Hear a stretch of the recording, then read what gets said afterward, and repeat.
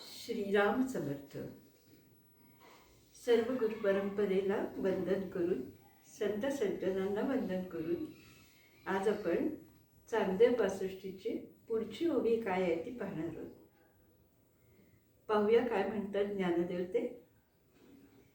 स्वस्ति श्री वटेषु जो लपोनी जगदा भासू, डावी मग ग्रासू प्रगटला करी. प्रगटे तव तव न दिसे, छपे तव तव आभासे. प्रगट ना छपाला असे, न खोमता जो. कसं आहे, चांगदेव ज्ञानदेवांना सांगतायत की हे बघ, तुझं कल्याण असू दे किंवा कल्याण असो, वटेश हे जे तुझं आराध्य दैवत आहे, उपास्य दैवत आहे, ज्याची तू उपासना आज अनेक वर्ष करतो आहेस, तर तू वटेश कसं आहे ते मी तुला सांगतो, असं ज्ञानदेव चांगदेवांना सांगतायत. ते काय सांगतायत की हा वटेश लपला म्हणजे जगताचा आभास आपल्याला होतो, आणि प्रगटला की जगताच्या आभासाचा ग्रास होतो.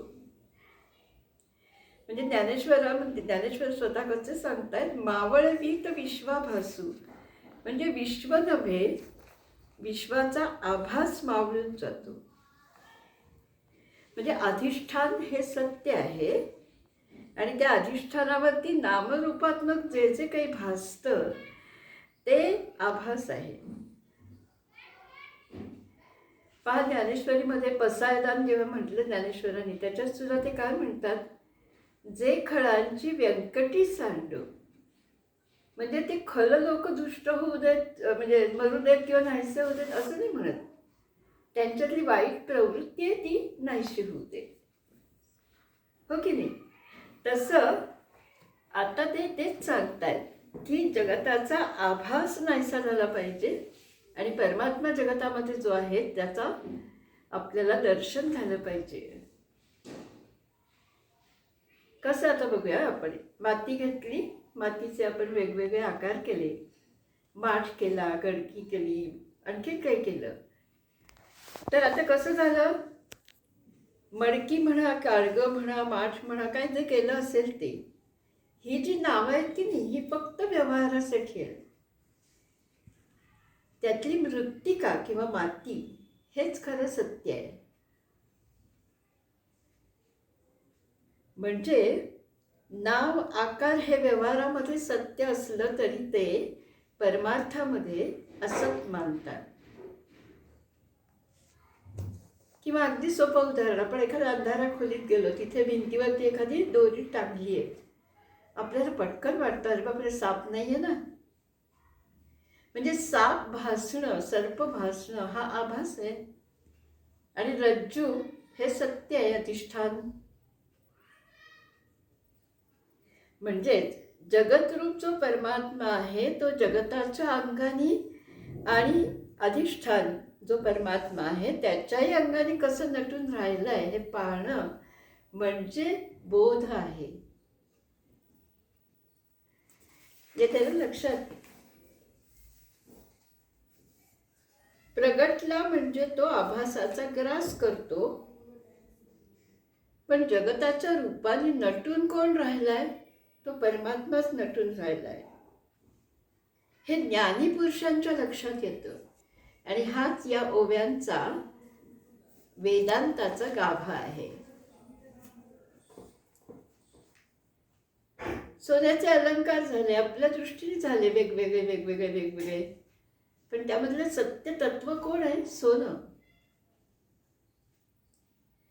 आता सूर्याचं उदाहरण घेतलं. सूर्याच्या उदाहरणामध्ये सूर्यासी अंधकारू काही झाला गोचरू, म्हणजे सूर्याला अंधकार कुठे असतो. सूर्याला कोणी म्हटलं की तुम्ही खूप प्रकाश पाडता हा, तर सूर्य म्हणेल म्हणजे काय. किंवा या बाबतीत मला एक छोटी गोष्ट आठवते की जी मला नेहमी आवडत आली आहे. अंधाराला फार सूर्याचा राग आला, म्हणून तो ब्रह्मदेवांकडे गेला आणि ब्रह्मदेवांकडे तक्रार केली की हा सूर्य मला हाकलून देतो, त्रास देतो खूप. ब्रह्मदेव म्हणले ठीक आहे मी त्याच्याशी बोलतो. दुसऱ्या दिवशी सूर्याशी ब्रह्मदेव बोलायला गेले. म्हणाले काय तू अंधाराला घालवून देतोस आणि त्रास देतोस, त्याची तक्रार आहे तुझ्याविषयी. सूर्याने एकच प्रश्न विचारला, कोणाला कोणाला मी त्रास देतो?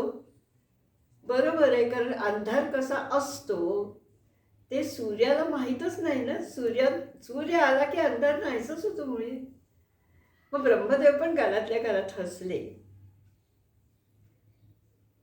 आता सूर्याला आपण विचारलं की काय रे बाबा तुझा हा प्रकाश, तर तो म्हणतो मला प्रकाशही नाही आणि अंधारही नाही. त्याच्या दृष्टीने आपण बघितलं तर दोन्ही त्याला नाहीच ना. म्हणजे जसं ज्ञानी पुरुषाला ज्ञानही नाही आणि अज्ञानही नाही, तसं सूर्याला अंधकार नाही, प्रकाश पण नाही. आता कसं आहे, आपली पृथ्वी जशी फिरेल, आपल्या सूर्याचा समोर जो भाग येतो तिथे आपण म्हणतो सूर्य उगवला. आणि आपली पृथ्वी फिरत फिरत सूर्यापासून लांब गेली की म्हणतो आपण सूर्य मावळला. सूर्य उगवतही नाही, सूर्य मावळतही नाही. सूर्य असतो, सूर्य आहे आणि सूर्य राहील. तसं परमात्मा लपतही नाही आणि प्रगटतही नाही. आणि म्हणून विश्वाचा आभास निर्माणही होत नाही आणि विश्व मावळतही नाही. हे पहिल्या ओवीमध्ये ज्ञानदेव सांगतात चांगदेवांना.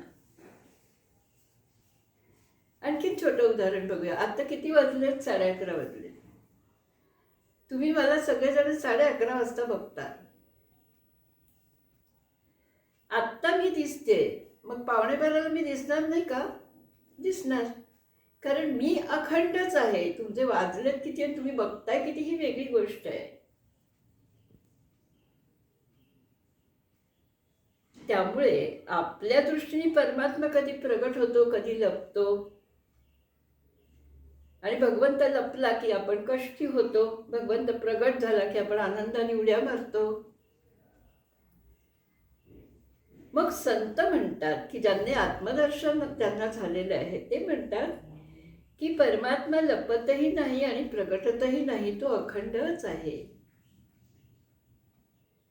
म्हणून रामदास स्वामी काय म्हणतात मनाच्या श्लोकामध्ये, अखंडित भेटी रघुराज योगू, मनात सांडिरे मीपणाचा वियोगू. तुमचा जो अहंकार आहे, मी आहे असं जे तुम्ही म्हणता, ते तुम्ही सोडून दिलं तर तुम्ही आणि भगवंत वेगळे नाही. तेव्हा आपला सगळा प्रयत्न किंवा आपली सगळी साधना ही आपल्याला आपला अहं घालवण्यासाठी करायची आहे. मी हे जे चालतं ना, तो घालवण्यासाठी करायचं आहे.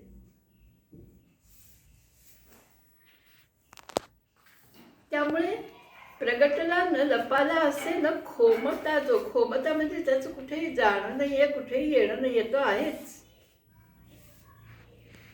अगदी नेहमीचं उदाहरण बघूया आपण. आता दूध घेतलं तुम्ही समजा, तर दुधाला तुम्ही विरजण लावल्यावर दुधाचं दही बनतं.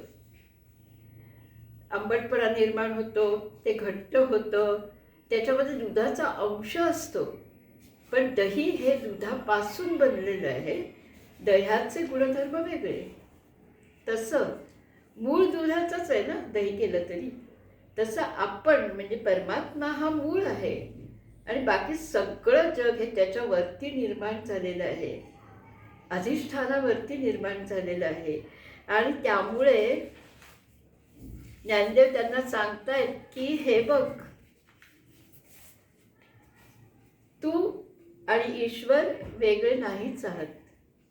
तूच सगळीकडे वटेश, सगळीकडे पसरलेला आहेस. त्यामुळे ज्ञानाचा उगम झाला की अज्ञान नाहीसं होतं की नाही. आता हे इथे समजून घ्यायचं आपण की परमात्मा म्हणजे काय आणि परमात्मा लपतो, छपतो, जगताचा ग्रास होतो म्हणजे काय. मग एक लक्षात ठेवायचं, प्रगट ना छपाला असे न खोमता. जो तो प्रगटही नाहीये, लपलेलाही नाहीये, त्याचं कुठे खोमणं नाहीये, म्हणजे कुठे जाणं नाहीये, येणं नाहीये. तर लपणं प्रगटणं हे सगळं अज्ञानजन्य आहे. आणि ज्ञानासंबंधी बोलायचं झालं तर परमात्मा प्रगटतही नाही, परमात्मा लपतही नाही, परमात्मा आहेच हे त्यांना लक्षात. तेव्हा आज ज्ञानदेवांनी चांगदेवांना हे सांगितलं योगी लिहून की तू म्हणजेच परमेश्वर आहे आणि तू आणि मी आपण वेगळे नाहीच आहोत. आता गंमत काय होते सांगते. आपण हे सगळं ऐकतो आणि मग नंतर आपल्याला हे कळलं असं वाटतं आणि इथून बाहेर पडलो की घरती नणंद सासू ही सगळी नाती सुरू होतात. एखादी मैत्रीण जिने आपल्याला त्रास दिलाय, मग तिथे आपण हा जगताचा आभास आहे असं म्हणत नाही. त्या बायका खऱ्याच आहेत आणि म्हणून त्यांच्याशी जे काय दुष्टपणाने सुष्टपणाने वागायचं ते सुरूच राहतं. संसार येतो तो तसंच राहतो. आपल्याला त्यातून बाहेर पडायचं आहे आणि खरोखरच माझी सासू भगवंत आहे, माझी नणंद भगवंत आहे, माझी भावजय भगवंत आहे, असं चराचरी भगवंत आहे हे लक्षात घेऊन जर आपण वागणूक ठेवली तर बघा ना, संतांना जो अपेक्षित आहे तो सुखी समाज आपण निर्माण करू शकू, हो की नाही. चला तर या ठिकाणी आज आपण थांबूया. श्रीराम जय राम, जय जय राम. परमात्मे नमः, परमात्मे नमः, परमात्मे नमः.